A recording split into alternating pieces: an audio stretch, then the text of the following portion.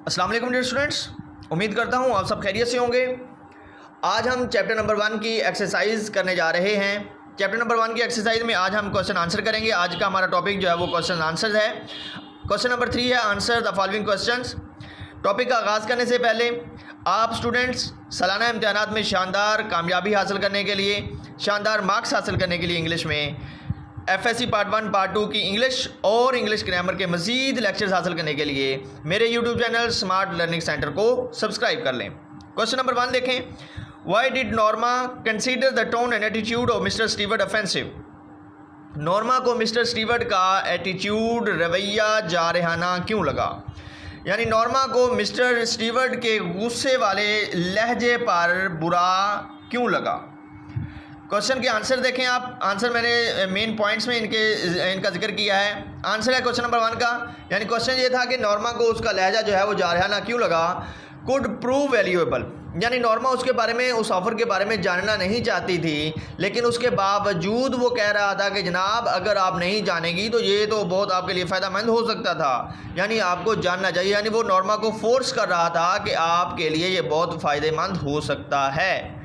और दूसरी बात ये थी कि अनइनवाइटेड, यानी मिस्टर स्टीवर्ट को किसी ने दावत देकर नहीं बुलाया था, ये बिन बुलाया मेहमान था। अनटॉक्ड इन बिजनेस लाइक मैनर, और ये बहुत ही कारोबारी अंदाज में बात कर रहा था, यानी इसका लहजा जो था वो थोड़ा सख्त था, यानी अंदाज और एटीट्यूड इसका यूं था जैसे वो ये शो करना चाह रहा हो कि सारे का सारा फ़ायदा जो है वो नॉर्मा का ही है। यानी उसने दलील से साबित करने की कोशिश की कि जब आपके लिए बहुत फ़ायदेमंद हो सकता था, अनइनवाइटेड था और talked in business like manner, यानी इन सारी वजूहात की वजह से, यानी उसका फोर्स करना कि ये आपके लिए फ़ायदेमंद हो सकता था, और उसका बिन बुलाए आना और उसका कारोबारी अंदाज में बात करना मिस्टर स्टीवर्ट का नॉर्मा को बुरा लगा। क्वेश्चन नंबर 2 देखते हैं। Why did Arthur disagree with his wife. Arthur अपनी बीवी से इत्तफाक क्यों नहीं करता था। इसका आंसर देखते हैं क्वेश्चन नंबर 2 का। Arthur was a thorough gentleman, मुकम्मल तौर पर एक शरीफ आदमी था। नॉट ग्रीडी एंड सेल्फिश, और आर्थर बिल्कुल भी लालची और खुदगर्ज आदमी नहीं था। Considered killing an unknown man a murder an immoral act, और वो समझता था कि पैसे के लिए किसी की जान लेना, किसी ऐसे शख्स की भी जान लेना जिसे आप जानते नहीं हैं, एक कत्ल है और ये एक गैर इखलाकी हरकत है। यानी आर्थर अपनी बीवी से इसलिए इत्तफाक नहीं करता था। नॉर्मा चाहती थी कि वो ऑफ़र जो मिली है उसको हासिल किया जाए, उसको कैश किया जाए, यानी बटन दबाया जाए और $50,000 लिए जाएं। अगर कोई दुनिया में मरता है तो मरे, लेकिन आर्थर ने उसे इत्तफाक नहीं किया क्योंकि आर्थर एक शरीफ आदमी था, ना ही उसे पैसे की कोई लालच थी और ना ही वो खुद गर्ज था जिसकी वजह से वो किसी की पैसे के लिए जान ले लेता।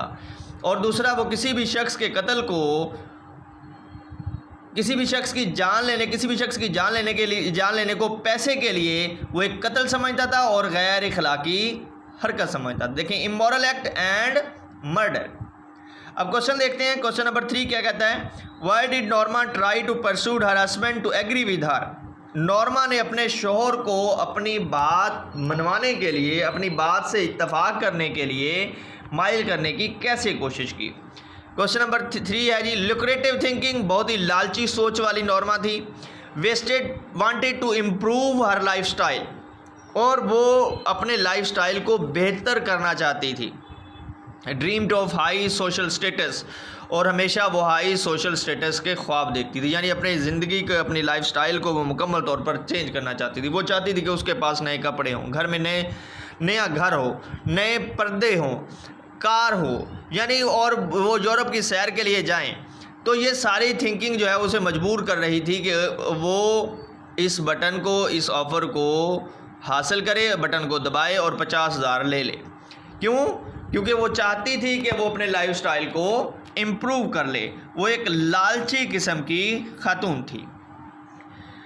उसके बाद ही क्वेश्चन समझ आ गई। Why did Norma try to persuade her husband, यानी वो अपनी ज़िंदगी के आसाइशात हासिल करना चाहती थी और वो अपनी ज़िंदगी के लाइफ स्टाइल को तब्दील करना चाहती थी, जिस वजह से वो अपने शोहर को मनाने की कोशिश कर रही थी। What were the reasons Norma give to her husband to accept the offer. नॉर्मा ने अपने शोहर को अपनी बात मनवाने के लिए क्या दलाइल दिए, यानी नॉर्मा ने बटन दबाने के लिए अपने शौहर को कौन कौन से दलाइल दिए, ये हमारा क्वेश्चन नंबर 4 है। क्वेश्चन नंबर 4 में आंसर में क्या है जी, साइकोलॉजिकल रिसर्च। नॉर्मा ने कहा जनाब ये एक नफ्सियाती तहकीक है, यानी कोई भी मरेगा नहीं आपके बटन दबाने से, दुनिया में कहीं किसी की मौत नहीं होगी, यानी एक साइकोलॉजिकल नफ्सियाती तहकीक है। और दूसरे नंबर पे उसने कहा जी एक्सेंट्रिक मिलीनियर, कोई खपती करोड़पति जिसके पास पैसा बहुत ज़्यादा है, उस पैसे को वो खर्च कर रहा है नफ्सियात जानने के लिए, यानी एक किस्म का खेल है। This experiment was only for an adventure, और ये एक मुहिम जोई है और कुछ भी नहीं है। यानी वो समझती है कि बटन दबाने से पहली तो बात मरेगा कोई नहीं, ठीक है। और दूसरी बात उसने जो कही है कि ये कोई खपती करोड़पति ऐसा कर रहा हो, पागल करोड़पति ऐसा कर रहा हो जिसके पास पैसा बहुत ज़्यादा हो नफ्सियात को जानने के लिए। और जब आर्थर ने इन सारी बातों को नहीं माना तो वो कहती है कि जनाब अगर कोई दुनिया में मर भी जाएगा, अगर कोई बूढ़ा होगा जिसने वैसे भी मर जाना होगा, तो इससे क्या फ़र्क पड़ता है। यानी उसने वैसे भी मर जाना, हमारे बटन दबाने से मर जाएगा, हमें $50,000 मिल जाएंगे। तो इस तरह वो आर्थर से इस हवाले से बहस करती है, इस तरह दलाइल देती है आर्थर को अपनी बात मनवाने के लिए। और वो समझती है कि अगर कोई बीमार भी मर जाए जिसने वैसे भी मरना है, तो इस तरह के वो दलाइल दे के आर्थर को अपनी बात मानने पर मजबूर करती है, कोशिश करती है मनाने की। क्वेश्चन नंबर 5 देखें, why didn't Mr Stewart continue persuading Norma. Arthur ने नॉर्मा को मनाने की कोशिश जारी क्यों रखी। क्वेश्चन नंबर 5 है, देखें जी, जज हर ग्रीडी नेचर। स्टीवर्ट जो था वो नॉर्मा की लालची फितरत को जान चुका था। न्यू दैट, वो जानता था, she would do it for money, कि वो एज पैसे के लिए ऐसा कर गुजरेगी। वाज एन कमीशन एजेंट, और वो एक कमीशन एजेंट था, यानी जिसने इस काम को मुकम्मल करने के बाद अपना कमीशन हासिल कर लेना था। तो क्वेश्चन नंबर 5 की आपको समझ आ गई, यानी वो नॉर्मा को ही कायल करने की कोशिश क्यों कर रहा था। वो नॉर्मा को कायल करने की कोशिश इसलिए कर रहा था क्योंकि वो उसकी लालची नेचर के बारे में जान चुका था और उसे पता था कि वो पैसे के लिए ये सब कुछ कर गुजरेगी। और क्वेश्चन नंबर 6 देखें, what was the message received on pushing the button. Button दबाने पर नॉर्मा को क्या मैसेज मिला। Call from Linux hill hospital, Linux hill hospital से कॉल आई है। वाज इन्फॉर्म्ड ऑफ एक्सीडेंट, और नॉर्मा को हादसे के बारे में बता दिया, यानी नॉर्मा को बता दिया कि एक धक्कम पेल करने वाले हजूम ने आर्थर को धक्का देकर ट्रेन के सामने धकेल दिया, जिसकी वजह से वो फौत हो गया। यानी हॉस्पिटल से नॉर्मा के शोहर की मौत की खबर जो है सुनाई गई। उसके बाद क्वेश्चन नंबर अगर 7 देखें, what is the significance of Arthur's life insurance policy. Arthur की लाइफ इंश्योरेंस पॉलिसी की अहमियत क्या थी।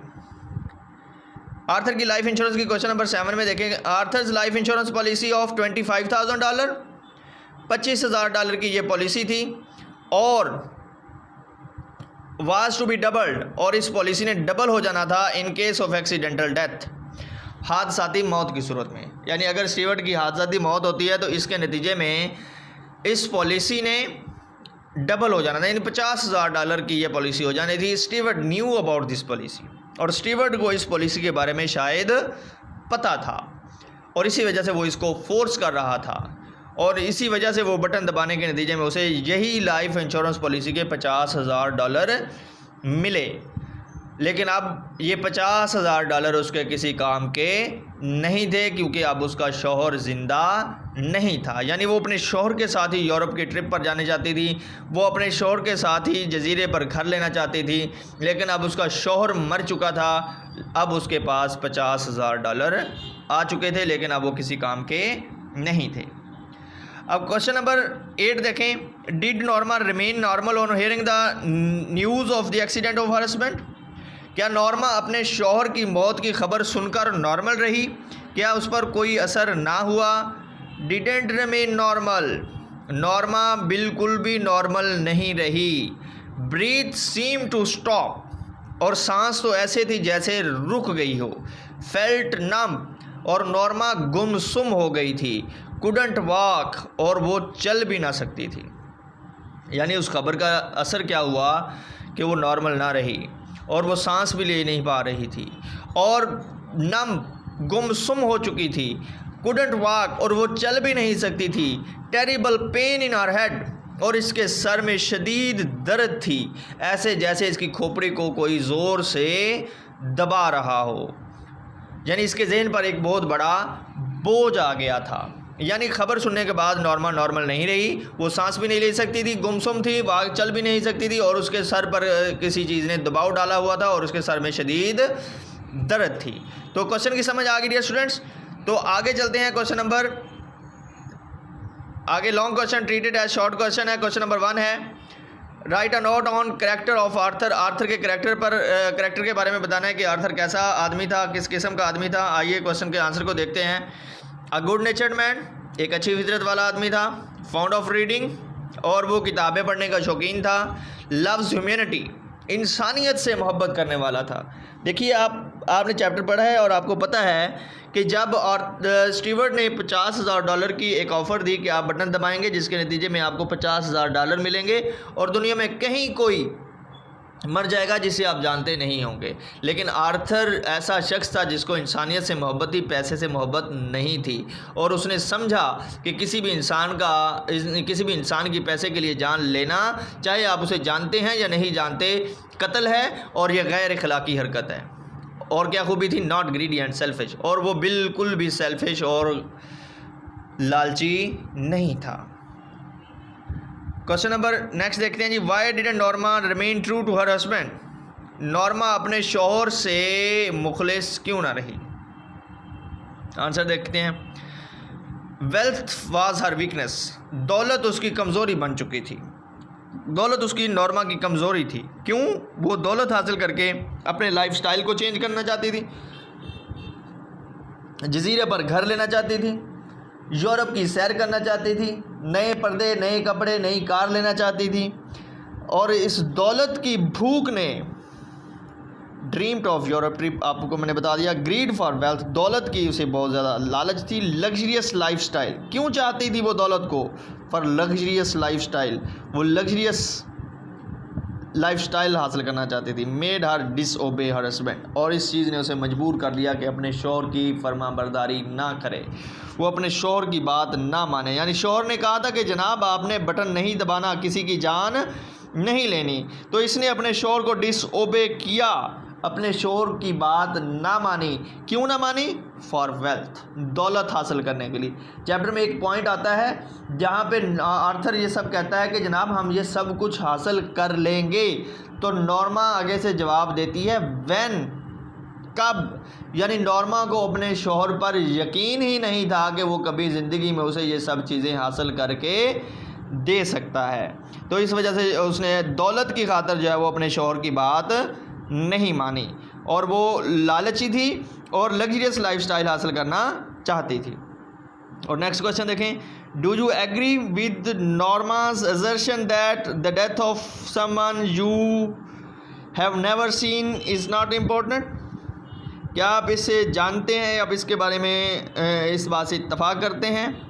नो, नॉट एग्री, बिल्कुल इत्तफाक नहीं करते। The murder of man is a murder of whole humanity, एक इंसान का कत्ल पूरी इंसानियत के कत्ल के मुतरादिफ है, और एक इंसान की जान बचाना पूरी इंसानियत की जान बचाने के मुतरादिफ है। जबकि वो समझती थी कि किसी की जान ले लेना जिसे आप नहीं जानते कोई फ़र्क नहीं पड़ता। Money is important but not मेरी मोर दैन ह्यूमन लाइफ। पैसा की अहमियत है ज़िंदगी में, ऐसा हम नहीं कह सकते कि ज़िंदगी में पैसे की अहमियत नहीं है। पैसे की अहमियत है, लेकिन इंसानी ज़िंदगी से ज़्यादा नहीं। पैसा ज़रूर अहम है, लेकिन इंसानी ज़िंदगी से ज़्यादा अहम नहीं। और क्वेश्चन नंबर नेक्स्ट है जी, write the story of in your own words. लेकिन स्टोरी नहीं है, इसका एक और क्वेश्चन है, वो मैं आपको बताता चलता हूँ। यानी मॉरल लेसन क्या मिला है।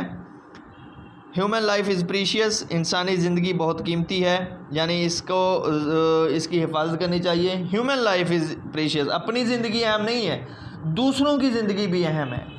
तो इंसानी ज़िंदगी बहुत अहम है, किसी की जान लेने का सोचना भी नहीं चाहिए। Not try to grow rich at the cost of others life.